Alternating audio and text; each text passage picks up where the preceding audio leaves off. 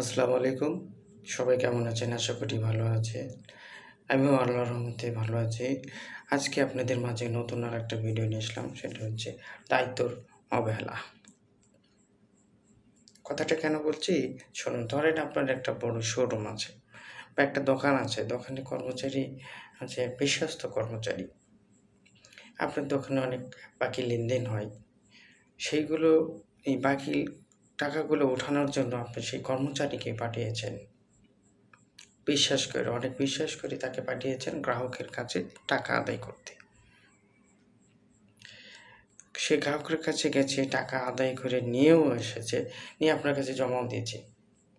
কিন্তু আপনি তাকে কখনো জিজ্ঞাসা করেননি যে কে কত টাকা দিয়েছে, কোন গ্রাহক কত টাকা দিয়েছে, সেই টাকা আপনাকে জমা দিল। এটা আপনাকে জিজ্ঞাসা করেনি, কিন্তু আপনার জিজ্ঞাসা করা দরকার। এটাও আপনার একটা দায়িত্ব।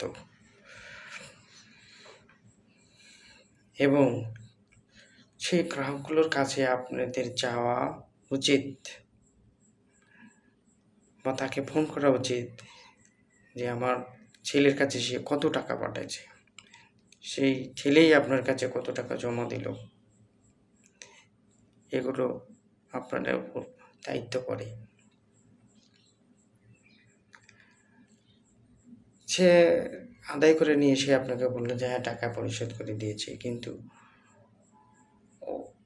আদায় করে যার কাছ থেকে নিয়েছে সে টাকা পরিশোধ করে দিচ্ছে, কিন্তু আপনাকে যখন জমা দিয়েছে তখন হয়তো কিছু টাকা সে রেখে দিয়ে বলছে যে অমুক গ্রাহক এত টাকা দিয়েছে। আপনি বিশ্বস্ততার সাথে সেই টাকাগুলো নিয়েছেন, কিন্তু পরবর্তী সময় দেখা যায় যে আরেক বাকি যে টাকাগুলো থাকলো, এই টাকাগুলো আদায় করার জন্য যখন আপনি পাঠাবেন, সে তো যাবে না, কারণ সে জানে আমি টাকা নিয়ে এসেছি। আপনি গ্রাহকের চাপ দেবেন, গ্রাহক বলবে না আমি তো টাকা পরিশোধ করে দিয়েছি। তাহলে এই যে একটা দণ্ড, এটা কখনই করবেন না। কাউকে বিশ্বস্ততার সাথে ছেড়ে দিলে আপনারও একটা দায়িত্ব আছে সেই গ্রাহকের কাছে খোঁজ নেওয়া।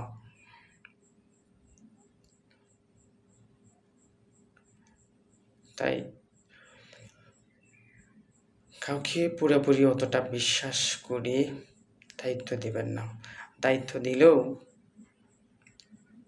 তার খোঁজ খবর রাখুন, সে টাকা ঠিকমতো দিচ্ছে কিনা, গ্রাহকের কাছ থেকে ঠিকমতো টাকা আদায় করছে কিনা, এটা আপনার দায়িত্ব, খোঁজ করার দায়িত্ব। আর আমি সেই ভাইদের উদ্দেশ্য করে একটা কথা বলছি। আপনাকে দায়িত্ব দিয়েছে অনেক বিশ্বাস করে। মালিক আপনাকে অনেক বিশ্বাস করে বলেই আপনাকে এত বড় একটা দায়িত্ব দিয়েছে। এই দায়িত্বর অবহেলা আপনি করবেন না। অনেক বিশ্বস্ততার সাথে কাজ করে যাবেন, তাহলে সম্মানের ঘাটতি আপনার থাকবে না, ভালোবাসার ঘাটতি আপনার থাকবে না।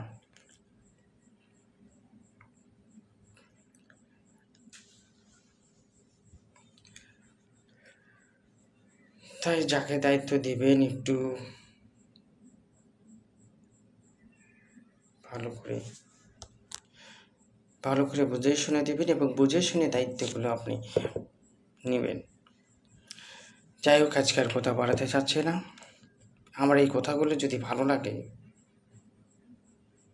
তাহলে আপনার দায়িত্বগুলো আজ থেকে শুরু করে দেন।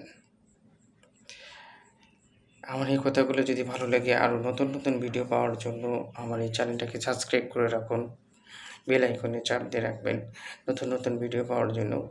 সবাই চ্যানেলটাকে শেয়ার করে দিবেন, অন্যকে দেখার সহযোগিতা করে দিবেন। আজকের মতো এখানেই বিদায় নিচ্ছি। আল্লাহ হাফেজ।